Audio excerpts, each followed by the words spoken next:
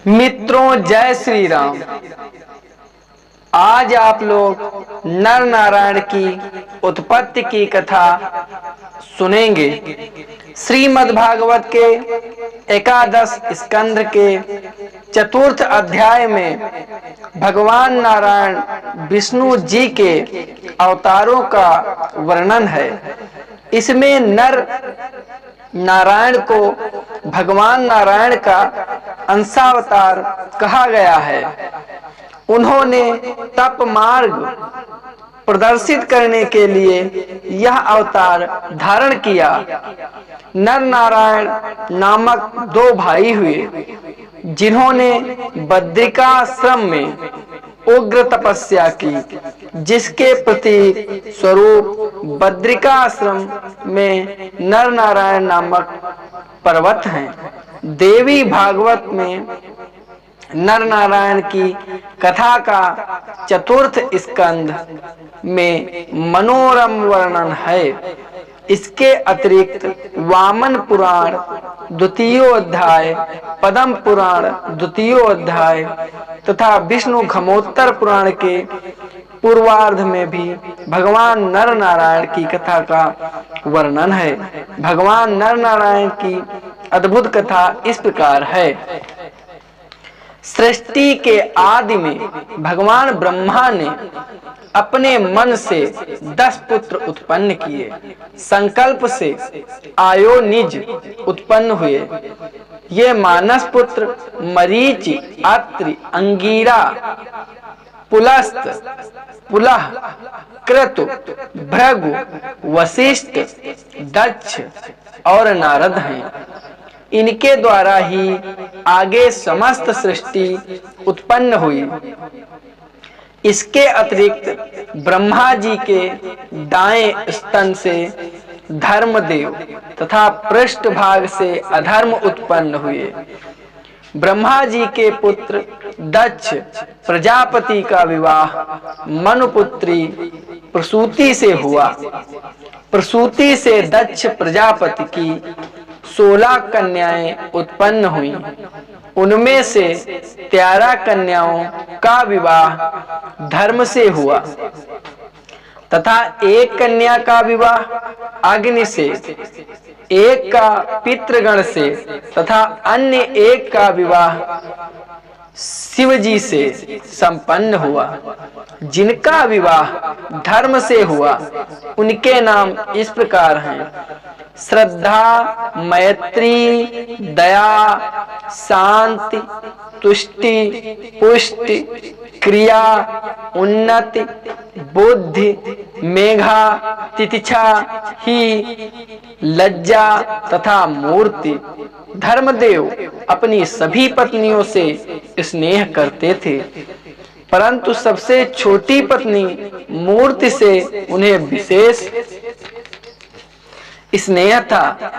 समय आने पर धर्मदेव की सभी पत्नियों ने एक एक पुत्र रत्न को उत्पन्न किया। देवी मूर्ति के 2 पुत्र हुए, नर एवं नारायण। वे अपनी समस्त माताओं एवं भाइयों से समान स्नेह करते थे। नर नारायण ने अपनी माता मूर्ति की अत्यंत श्रद्धा एवं भक्ति से सेवा किया करते थे। उनकी सेवा भक्ति से प्रसन्न होकर माता मूर्ति ने उन्हें वरदान मांगने को कहा। तो नर नारायण ने कहा, हे माँ, यदि आप सचमुच हम पर प्रसन्न हैं तो हमें वरदान दीजिए कि हमारी रुचि सदैव तप में रहे और घर बार छोड़कर हम सदा तप में निरत रहें। माता को यह कैसे अच्छा लगता कि मेरे प्राणों से भी प्यारे पुत्र घर बार छोड़कर चले जाएं, परंतु वे वरदान देने का वचन दे चुकी थीं। अतः दुखी मन से उन्होंने अपने पुत्रों को तपस्या करने की आज्ञा दे दी। तब दोनों भाई नर नारायण बद्रिकाश्रम में जाकर तपस्या करने लगे। उनके यहाँ रहकर तपस्या करने के कारण यह स्थान नर नारायण या नारायणाश्रम कहलाया। भगवान नारायण का नर को वरदान। बद्रिकाश्रम में नर उग्र तपस्या करने लगे। उनकी तपस्या को देखकर भगवान नारायण अत्यंत संतुष्ट हुए। प्रसन्न होकर उन्होंने नर से वरदान मांगने को कहा। नर ने कहा, मेरे लिए इससे बढ़कर और क्या वर होगा कि आप मुझ पर प्रसन्न हैं। आपकी प्रसन्नता ही मेरे लिए महान वर है। तब भगवान नारायण ने कहा, मैं तुमसे बहुत प्रसन्न हूँ। मैं तुमको वरदान देता हूँ कि मेरे तुमसे बड़ा होने पर भी तुम्हारा नाम पहले लिया जाए, फिर मेरा। जो तुम्हारा नाम लेकर मेरा नाम लेंगे उन्हें असीम पुण्य प्राप्त होगा।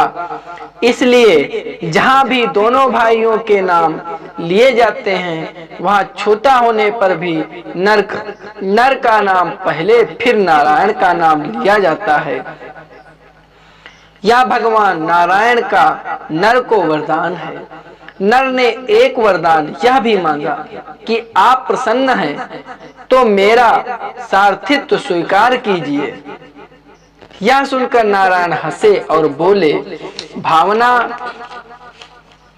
के वशीभूत होकर तुम ऐसा कह रहे हो, परंतु इस जन्म में तो हमने तपस्वी वेश धारण किया है, इसलिए इस जन्म में तो नहीं, अगले जन्म में तुम्हारी इस इच्छा को पूर्ण करेंगे। इसलिए अगले जन्म में नर अर्जुन हुए और नारायण ने श्री कृष्ण के रूप में जन्म लिया।